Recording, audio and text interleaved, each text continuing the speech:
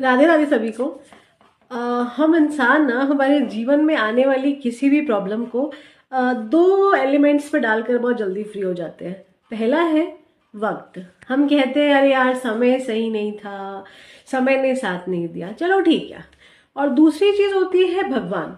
हम में से कई लोग अगर उनकी लाइफ में ना बहुत सारी डिफिकल्टीज आ रही है या कुछ ऐसा हो गया है घटना जो मतलब जिससे वो निकल नहीं पा रहे या उबर नहीं पा रहे या बहुत दुखद घटना हो गई है, तो हम बड़ी आसानी से कहते हैं कि भगवान मेरे साथ में ऐसा क्यों हो रहा है, या भगवान ने मेरा ये छीन लिया, भगवान ने मुझे ये नहीं दिया, भगवान मुझे मेरी मेहनत का फल नहीं दे रहे हैं।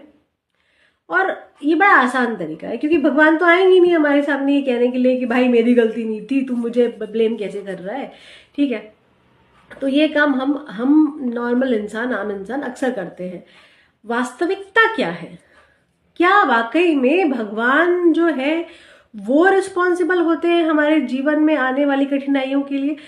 तो मेरा जो एक्सपीरियंस है या मैंने जितना कुछ पढ़ा है उस हिसाब से मुझे लगता है कि व्यक्ति जो है उसके जीवन में आने वाली कोई भी परिस्थिति, चाहे वो अच्छी हो अथवा बुरी हो, उसके लिए केवल और केवल उसके कर्म जो है वो रिस्पॉन्सिबल होते हैं। आप कहेंगे भाई इस जन्म में तो मैंने किसी का किसी को दुखी नहीं किया, किसी के प्रति बुरा भावना नहीं रखी, फिर भी मुझे तकलीफ हो रही है। तो मैं कहूंगी कि भाई इस जन्म जो है, ये जो जन्म है, ये कोई आपका पहला जन्म नहीं है। आपकी आत्मा ने इससे भी पहले बहुत बार मनुष्य शरीर ले रखा है, कई बार। ठीक है, और फिर कहीं जाकर अब आपको यह एक और नया शरीर मिला है। तो मतलब ये है कि शरीर नया है परंतु आत्मा जो है वो बहुत पुरानी है और उसने बहुत सारे कर्म कर रखे हैं। उन सारे कर्मों का फल हम इस जन्म में भुगत रहे हैं। हम सिर्फ और सिर्फ मैक्सिमम 100 साल की जिंदगी जीते हैं और हम सिर्फ 100 साल की जिंदगी में होने वाले कर्मों का हिसाब किताब देख सकते हैं मैक्सिमम। ठीक है, लेकिन भगवान ने हमारे हर जन्म में किए गए कर्मों का फल देखा है और ये एक प्रोसेस है, उसमें भगवान का कहीं कोई हस्तक्षेप नहीं है। अगर आप अच्छा कर रहे हैं, यूनिवर्स यानी कि जो प्रकृति है वो आपको अच्छी चीजें देगी। जहां आपने गलत किया है आपको वो चीज भुगतनी पड़ेगी, तभी कहीं जाकर आपकी आत्मा शुद्ध होगी और आपको ईश्वर तत्व की प्राप्ति होगी। ठीक है, तो आपके जीवन में होने वाली अच्छी और बुरी दोनों ही घटनाओं के पीछे कौन रिस्पॉन्सिबल है? केवल और केवल आपके कर्म रिस्पॉन्सिबल है। भगवान क्या है? तो आप कहोगे भगवान का क्या रोल है?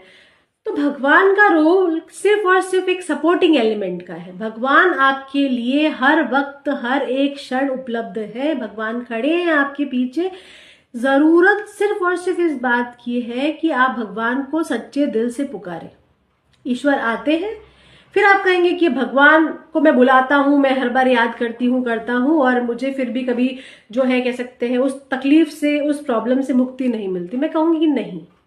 आप अगर ये सोच रहे हैं कि आपने भगवान को प्रसाद चढ़ा दिया या भगवान को इधर सच्चे दिल से याद कर लिया तो भगवान आकर आपकी प्रॉब्लम सॉर्ट आउट कर देंगे, तो नहीं ना। आप पुराना महाभारत उठाकर देख लीजिए, आप पुराने धर्म ग्रंथ जितने भी उन्हें उठाकर देख लीजिए, आप यही पाएंगे कि जिस भी भक्त ने भगवान को जब भी याद किया है, भगवान आए हैं और भगवान ने उसे उस मुसीबत से निकालने में मदद की है। मतलब भगवान कौन है? मददगार है, ना कि उस प्रॉब्लम को पूरी तरीके से खत्म कर देंगे। आपका प्रारब्ध आपको भुगतना पड़ेगा, चाहे आपने जो भी किया है।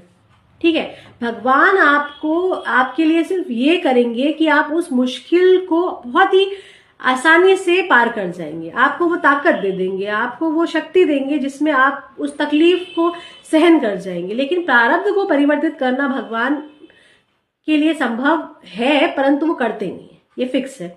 अगर ऐसा होता तो शायद भगवान को ये भी पता था कि अभिमन्यु जो है वो मृत्यु को प्राप्त होने वाला है, वो इस परिस्थिति में मृत्यु को प्राप्त होगा, लेकिन फिर भी भगवान ने क्या किया?